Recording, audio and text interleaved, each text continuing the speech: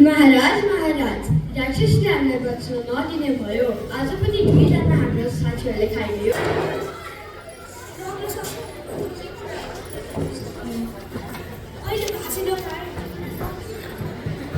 तिमी त भाइ पहिला तिमी त हेर्दै हात खेलिन्छौ न आज राक्षसलाई भन्छ कि त्यसो भने त्यस राक्षसले हाम्रो दुवै सिपाहीहरूले खाइदियो। र मन्त्री त्यस्तो भए कीर्तिको वासीको रक्षाका लागि त्यस राक्षससँग राजा आफै कुरा गर्न जानुपर्छ। जग्गा राजा हो, तिमीलाई जे चाहिन्छ म तिमीलाई जे दिन सक्छु। सुन साथी विभिन्न मासुहरू चाड र रक्सी, तर तिमीले मेरो बच्चाहरूलाई छुन पाउँदैनौ। भेला गर्न सन्देश पठाए। सूचना सूचना सूचना सम्पूर्ण कीर्तिपुरवासीहरू आज दिनको 10 बजे बागबाहिर मन्दिरभन्दा पश्चिमपट्टि रहेको पिपल चौतारीमा उपस्थित हुन महाराजबाट हुकुम भएको छ। महाराजले बोलाउनु भएको छ। अब भने बिहान कोलामा ताजा राक्षसले रकेटेर खुट्टाले ठुलो भएर हिँड्न गाह्रो पर्नेछ। होइन, तिमीले किन यसो भनेको? हामी सबैजनालाई थाहा छ कि यस गोतेजा राक्षसले हामी सबैजनालाई दुःख दिइरहेछ। मैले आज त्यस गोतेजा राक्षससँग एउटा सम्झौता गरेर खानेकुरा बोकेर आफ्ना परिवारसँग राखेको आहारा गर्न जान लागे।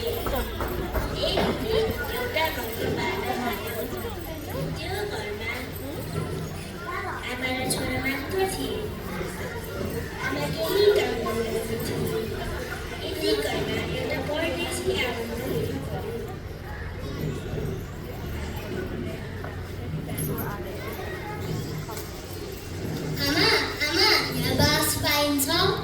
हुन्छ बाबु, यही पिँढीमा बस्नुहोस्। साँझ पनि पर्यो, अब खाना पकाउने सुरु गर्नु पर्यो। बाबु ए बाबु,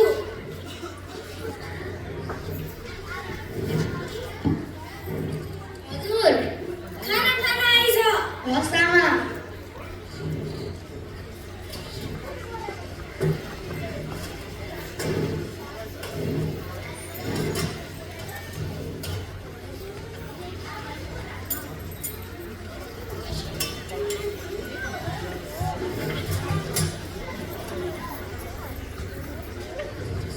परदेशी बाबु, खाना खान आउनुहोस्।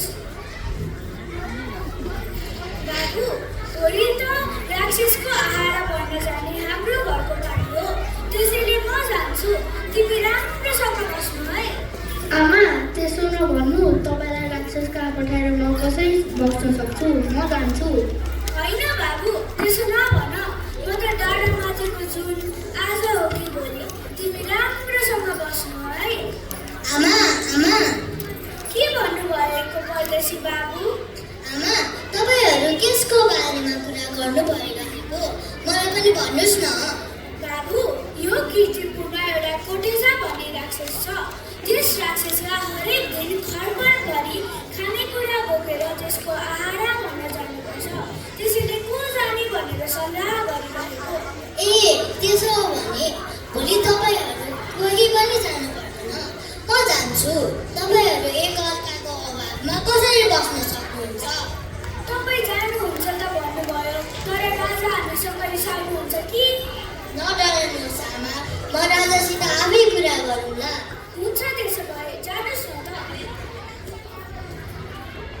अब राति भयो, सबैजना सुतौँ। भोलि बिहान चाँडै उठ्नुपर्छ।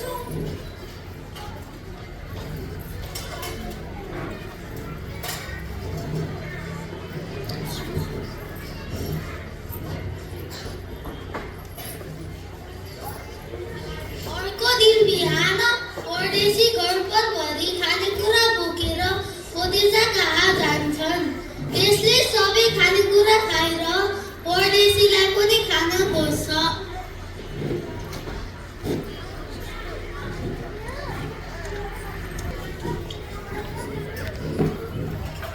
अब खाना खायो, अब मान्छे खाने बारी।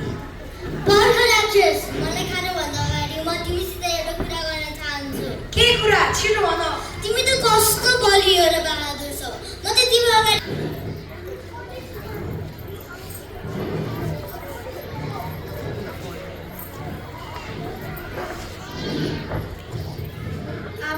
परदेशी बाबु आउनुभयो। ए परदेशी बाबु राक्षस आएन? होइन आमा, म त त्यस राक्षसलाई मारेर आएको हो र? साँच्चै यस्तो ठुलो र बलियो राक्षसलाई कसरी मार्न सक्नुभयो? आजसम्म कसैले त्यसलाई छुन पनि सकेको थिएन। हो र? तर मैले त मार्न पो सकेँ त। ल ल ठुलो काम गर्नुभयो। ल आउनुहोस् बस्नुहोस्। सधैँ जसोको ल अब पानी लिन जानु पर्यो।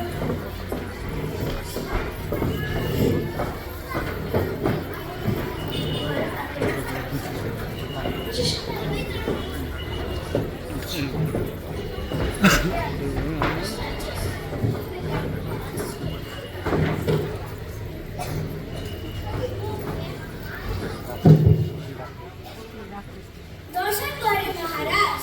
दर्शन आज तपाईँहरूको घरको पाले राक्षसको आहारा गर्न चाहनु किन नजानु भएको? म गएर त्यस राक्षसलाई मारेर आएको हुँ महाराज। तपाईँ के भन्दै हुनुहुन्छ?